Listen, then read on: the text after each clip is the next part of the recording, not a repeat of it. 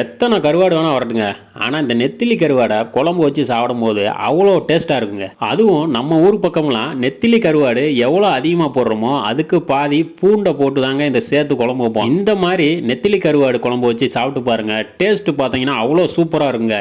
இந்த குழம்புக்கு பார்த்தீங்கன்னா நல்லா முட்டை பொரியலும் அவிச்ச முட்டையும் வச்சுருக்கோம். முறுக்கோடை வச்சு சாப்பிட்டாலும் சும்மா டேஸ்ட்டாக இருக்குங்க. இப்போ நம்ம கருவாடை எடுத்துருக்கோம், பார்த்தீங்கன்னா தெரியும் எப்படி இருக்குன்னு. ஒரு 15லேருந்து 20 நிமிஷம் நம்ம நார்மல் தண்ணி ஊற்றி இதை ஊற வச்சிடலாம். அது நல்லா ஊறினதுக்கப்புறம் அதை க்ளீன் பண்ணி எடுக்கணும். அது ஒரு பக்கம் இருக்கட்டும். இப்போ பார்த்தீங்கன்னா புளியும் சேர்ந்த மாணிக்கு ஊற போட்டுடலாம். அதுவும் நல்லா ஊறி வரும். அதுக்கு தான் எலுமிச்சம்பழம் சைஸுக்கு ஒரு புளியை வந்து நம்ம ஊற வச்சுருக்கோம். இந்த கருவாட்டு குழம்புலாம் மண் சட்டியில் செஞ்சாலே அது ஒரு தனி டேஸ்ட்டு தாங்க. இப்போது ஆயில் சேர்த்துக்கலாம். நம்ம கடலை எண்ணெய் தான் சேர்த்துருக்கோம். பார்த்தீங்கன்னா வெந்தயம் ஒரு ஸ்பூன் நிறைய வெந்தயம் சேர்க்குறோம். வெந்தயம் சேர்க்குறது உடம்புக்கு நல்லா கூலிங்கை கொடுக்கும். அதுக்கு தான் கடுகு நல்லா பொரிஞ்சு வரட்டும். நம்ம வெங்காயத்தை சேர்த்துடலாம். ஒரு 15லேருந்து 20 சின்ன வெங்காயம் நம்ம சின்னதாக கட் பண்ணி சேர்த்துருக்கோம். இந்த சின்ன வெங்காயத்தை சேர்க்கும் போது தாங்க டேஸ்ட்டு இன்னும் கொஞ்சம் நல்லா எடுத்து கொடுக்கும். நம்ம பெரிய வெங்காயத்தை வச்சு சேர்க்கும் போது டேஸ்ட்டு கொஞ்சம் கம்மியாக தான் இருக்கும்.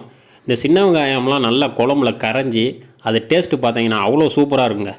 இப்போது ஒரு 15லேருந்து 20 பல் பூண்டு எடுத்துருக்கோம், அதையும் சேர்த்துக்கலாம். காரத்துக்கு பச்சை மிளகாய் ஒரு 3 பச்சை மிளகாய், கருவேப்பிலை ஒரு கை நிறைய எடுத்து சேர்த்துட்டு நல்லா பார்த்தீங்கன்னா எல்லாத்தையும் நல்லா வதக்கி விடுவோம். வெங்காயம் வந்து நல்லா வதங்கி வரணும். இந்த கருவாட்டு குழம்புலாம் பண்ணுறது ரொம்ப கஷ்டம்னு நினச்சிட்டு இருப்பாங்க. அப்படிலாம் கிடையாதுங்க. சாதாரணமாக காரக்குழம்பு வைக்கிற மாதிரியே தான். இன்னும் கூட ஒரு சில பொருட்களை சேர்ந்து செய்யும் போது அது நம்மளுக்கு கருவாட்டு குழம்பாக வந்துருங்க. அதுவும் இந்த கருவாட்டு குழம்பை ரொம்ப பக்குவமாக வச்சு பழகணும். அதான் பார்த்தீங்கன்னா டேஸ்ட் நல்லா எடுத்து கொடுக்கும். இப்போ பார்த்தீங்கன்னா வெங்காயம்லாம் நல்லா வதங்கி வந்துருச்சு. இப்போ ஒரு 4 தக்காளியை வந்து நம்ம சின்னதாக கட் பண்ணியிருக்கோம், அதையும் சேர்த்துக்கலாம். தக்காளியும் பார்த்தீங்கன்னா நல்லா மசிஞ்சு வரணும்.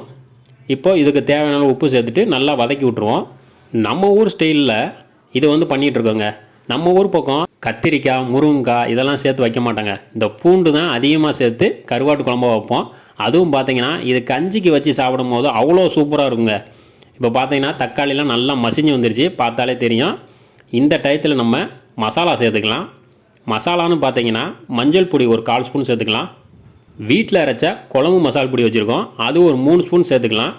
காரத்துக்கு நம்ம 3 பச்சை மிளகாய் சேர்த்துருக்கோம், அதுவே போதுமானது தான். இன்னும் லைட்டாக நம்மளுக்கு காரம் வேணும்னு நினச்சோம்னா கொஞ்சமாக மிளகாய் பொடி சேர்த்துக்கலாம். மிளகாய் பொடி அதிகமாக சேர்க்கக்கூடாதுங்க. காரம் வேணும்னா நம்ம மிளகாய் வேணால் அதிகமாக சேர்த்துக்கலாம். இந்த குழம்புல போடுற பச்சை மிளகாவை எடுத்து சாப்பிட்டாலே டேஸ்ட்டு பார்த்தீங்கன்னா அவ்வளோ சூப்பராக இருக்கும்.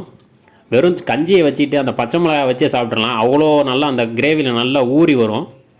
இப்போ பார்த்தீங்கன்னா நல்லா கலந்து விட்டோம். இப்போ பார்த்தீங்கன்னா அந்த மசால் வாடையெல்லாம் போகட்டும். ஒரு 2 நிமிஷம் நல்லா கொதித்து வரட்டும். புளியை கரைச்சி எடுத்து வச்சுருக்கோம், அதை சேர்த்துக்கலாம். கரெக்டாக பார்த்தீங்கன்னா ஒரு 2 நிமிஷமாக அந்த மசால் வாடையெல்லாம் போனதுக்கப்புறம் தான் நம்ம புளியை சேர்க்கணும். இப்போது இதை நல்லா கலந்து விட்டுருவோம். கலந்து விட்டு ஒரு நல்லா கொதித்து வரட்டும். ஒரு தட்டு போட்டு மூடிடலாம். மசாலா பார்த்தீங்கன்னா ஒரு 10 நிமிஷத்துக்கு நல்லா பார்த்தீங்கன்னா வெந்து வரட்டும். இந்த டைமில் நம்ம கருவாடை க்ளீன் பண்ணி எடுத்து வந்துடலாம். கருவாடு பார்த்தீங்கன்னா நல்லா பார்த்தீங்கன்னா ஒரு 20 நிமிஷம் நல்லா ஊறிருக்கு. அந்த தலையவும் அதுக்குள்ளே இருக்கிற அந்த கருப்பு கலரில் குடல் மாதிரி இருக்கும், அதையும் க்ளீன் பண்ணி எடுத்துக்கலாம்.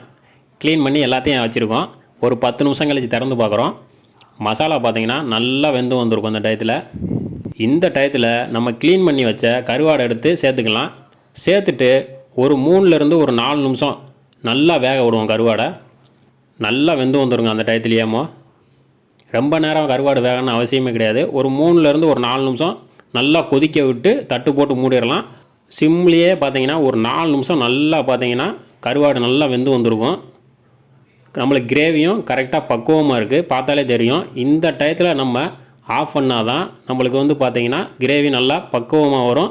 நம்மளுக்கு வச்சு சாப்பிட சூப்பராக இருக்கும். இப்போ அடுப்பை ஆஃப் பண்ணதுக்கப்புறமும் இந்த மண் சட்டியில் பார்த்தீங்களா எவ்வளோ கொதி வந்துட்டுருக்குன்னு. அப்படியே அதுலேயே கொஞ்சம் நேரம் வேகும். அதுக்கு தான் நம்ம ஃபஸ்ட்டே ஆஃப் பண்ணியாச்சு. பார்த்தீங்கன்னா தெரியும் கருவாடு எப்படி இருக்குன்னு. சூப்பராக தொக்கு போல் வந்துருக்கு பாருங்கள். நல்லா இதுக்கு சாப்பிட்றதுக்கு சைடிஷாக பார்த்தீங்கன்னா முறுக்கோடம் வச்சு சாப்பிடும்போது டேஸ்ட்டு பார்த்தீங்கன்னா அவ்வளோ சூப்பராக இருக்குங்க. அதுவும் அவிச்ச முட்டை இதெல்லாம் வச்சு சாப்பிடும் போதேமோ சூப்பராக இருக்கும். பிடிச்சிருந்தால் லைக் பண்ணுங்கள், ஷேர் பண்ணுங்கள், சப்ஸ்கிரைப் பண்ணுங்கள்.